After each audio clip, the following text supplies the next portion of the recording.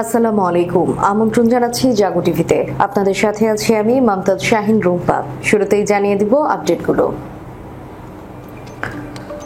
Target Bharat, এবার তুরস্কের আমরাম missile আনছে পাকিস্তান, চিন্তায় ঘুম হারাম মোদির।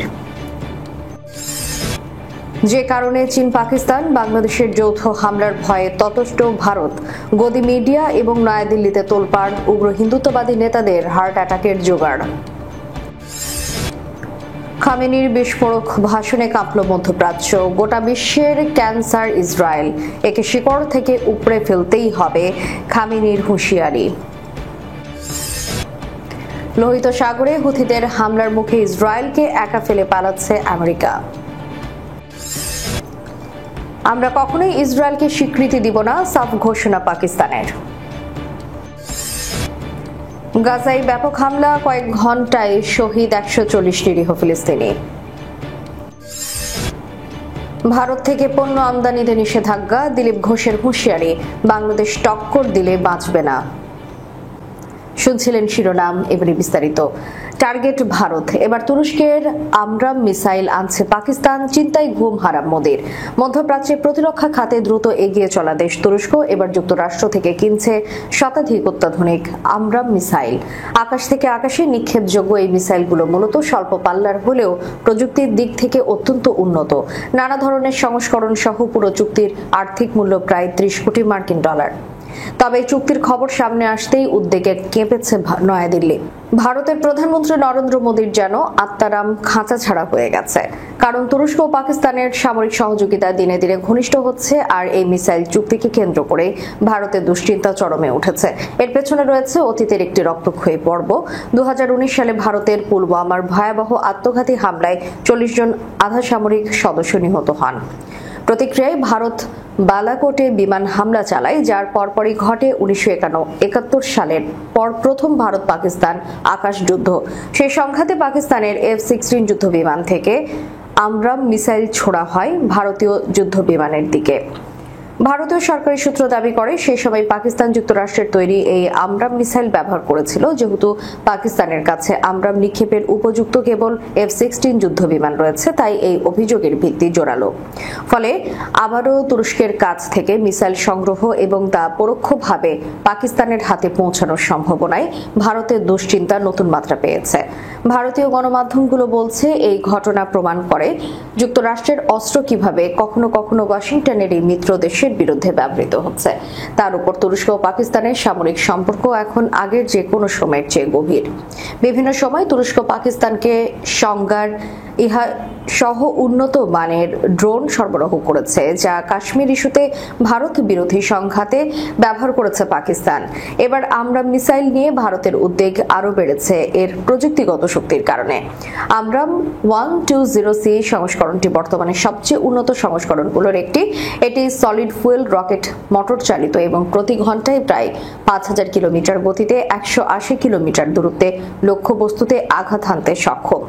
যুক্তরাষ্ট্রের F-15, F-16, F-22 এবং F-35 যুদ্ধ বিমানের সঙ্গে এটি কার্যকরভাবে ব্যবহৃত হয়। ন্যাটো সদস্য দেশগুলোর মধ্যে সবচেয়ে বড় F-16 বহর রয়েছে তুরস্কের কাছে, সংখ্যা প্রায় 270টি। ফলে এই মিসাইলগুলো তুরস্কের জন্য অত্যন্ত উপযোগী। তবে ভারত আশঙ্কা করছে এই মিসাইল ভবিষ্যতে পাকিস্তানের হাতে পৌঁছাতে পারে এবং ভারত পাকিস্তান উত্তেজনার নতুন অধ্যায় শুরু হতে পারে। এই সম্ভাবনাকে ঘিরেই ভারতের উদ্বেগ এখন তুঙ্গে। এখন দেখার বিষয় তুরস্ক ও পাকিস্তানের এই সামরিক ঘনিষ্ঠতা কিভাবে দক্ষিণ এশিয়ায় ভূ রাজনীতিতে প্রভাব ফেলতে যাচ্ছে। চীন পাকিস্তান বাংলাদেশের যৌথ হামলার ভয়ে ততষ্ট ভারত, গদি মিডিয়া এবং নয়াদিল্লিতে তোলপাড়, উগ্র হিন্দুত্ববাদী নেতাদের হার্ট অ্যাটাকের জোগাড়। গত শনিবার সকালে একযোগে ভারতীয় প্রধান তিনটি গদি media Times of India, the Hindu ও হিন্দুস্তান টাইমস প্রকাশ করল একটি অভিনব বিস্ফোরক প্রতিবেদন। বাংলাদেশের লালমনিরহাটে পিপলস লিবারেশন আর্মির সহায়তায় তৈরি হচ্ছে চীনা সামরিক বিমান ঘাঁটি। প্রতিবেদন অনুযায়ী দ্বিতীয় বিশ্বযুদ্ধের পুরনো রানওয়ের উপর গড়ে উঠেছে একটি আধুনিক এয়ার ডিফেন্স অবকাঠামো, যেখানে চীনা রাডার প্রযুক্তি, satellite connectivity, drone management unit এবং প্যাসিভ সার্ভেইলেন্স সিস্টেম বানানো হয়েছে। এর মাধ্যমে ভারতের উত্তর পূর্বাঞ্চলের আকাশ সীমা নজরদারিতে আনা সম্ভব, এমনটা দাবি করেছে ভারতীয় গোয়েন্দা সংশ্লিষ্ট সূত্র। টাইমস অফ ইন্ডিয়া একে বলেছে with high grade intelligence input, যা অনেকটা স্পষ্ট করে দেয় যে রিসার্চ অ্যান্ড অ্যানালাইসিস উইং র নিজেই এই তথ্য ফাঁসের পেছনে থাকতে পারে।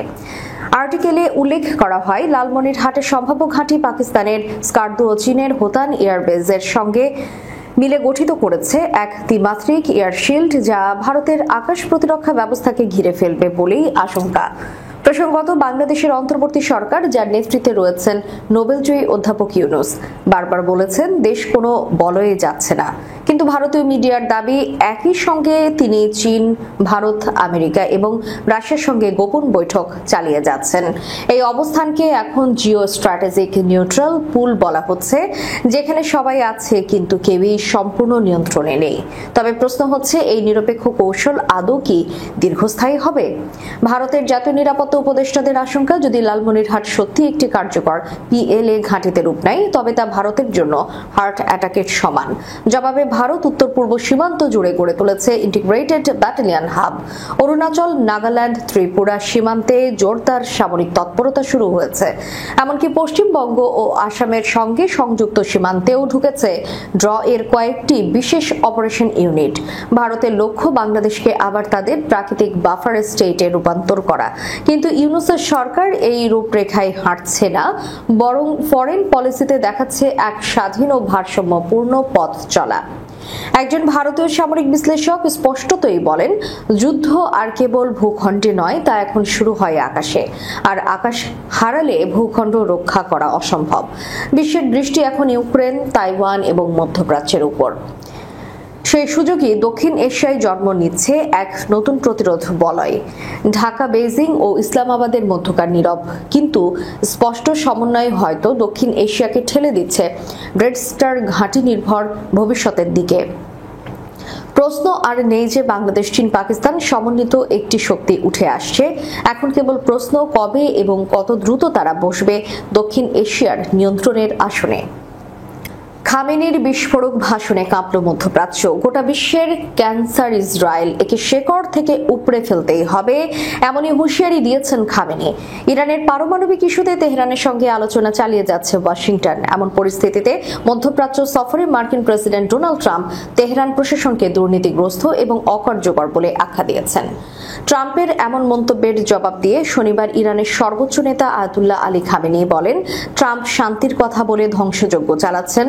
আয়াতুল খামেনি আরো বলেন, শান্তির নামে ইসরায়েলের হাতে ট্রাম্প 10 টন বোমা তুলে দিয়েছেন, যা দিয়ে গাজায় শিশু হাসপাতাল ও সাধারণ মানুষের আবাসস্থলে বোমা বর্ষণ চালানো হয়েছে। খামেনির বক্তব্য শুনে উপস্থিত জনতা ইসরায়েলের বিরুদ্ধে স্লোগানে মুখরিত হয়ে ওঠেন। ইসরায়েলের পরাজয় হোক, এই স্লোগানে গর্জে ওঠে গোটা জনসভাস্থল। মধ্যপ্রাচ্য সফরে ট্রাম্প ইরান সম্পর্কে যে নেতিবাচক মন্তব্য করেছেন তাকে মূল্যহীন বলে উল্লেখ করেন ইরানের সর্বোচ্চ নেতা। একই সঙ্গে তিনি গাজা রক্ষায় ইসরায়েলকে প্রতিহত করার আহ্বান জানান।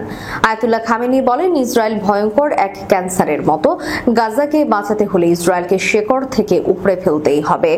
এদিকে তেহরানে নৌবাহিনীর এক সম্মেলনে যুক্তরাষ্ট্রের প্রেসিডেন্টকে প্রশ্নবিদ্ধ করেন ইরানের প্রেসিডেন্ট মাসুদ পেজেশকিয়ান।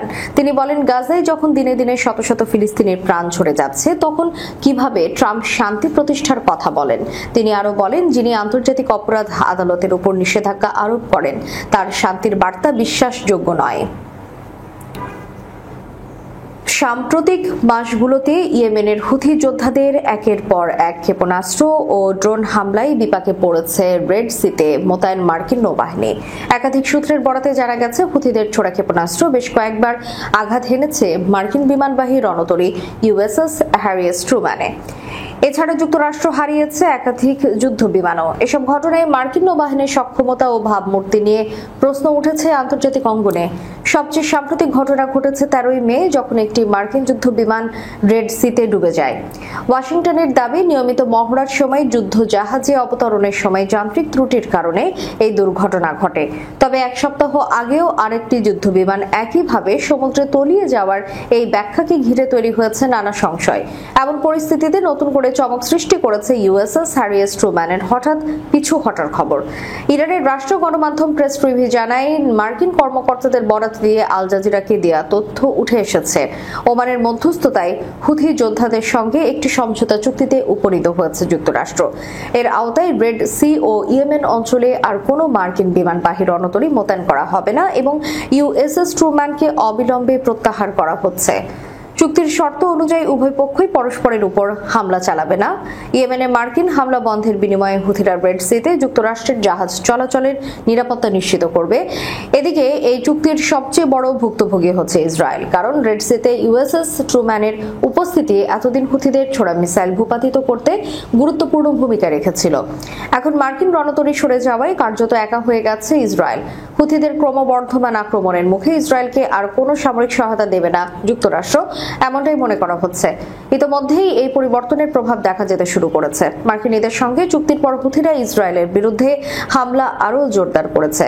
সর্বশেষ 17 মে মধ্য ইসরায়েলে হুথিদের ব্যালিস্টিক মিসাইল হামলার ঘটনা ঘটেছে। হামলার সময় সতর্কতা সাইরেন বেজে ওঠে এবং আতঙ্কে নিরাপদ আশ্রয়ের খোঁজে ছুটে যায় শত শত ইসরায়েলি নাগরিক। তবে ইসরায়েলি সেনাবাহিনী দাবি করেছে তারা মিসাইলটি ভূপাতিত করতে সক্ষম হয়েছে এবং এতে কোনো হতাহতের ঘটনা ঘটেনি। সব মিলিয়ে হুথি বাহিনীর বিরুদ্ধে এখন একাই লড়াই চালাতে হবে ইসরায়েলের প্রধানমন্ত্রী বেনিয়ামিন নেতানিয়াহুকে।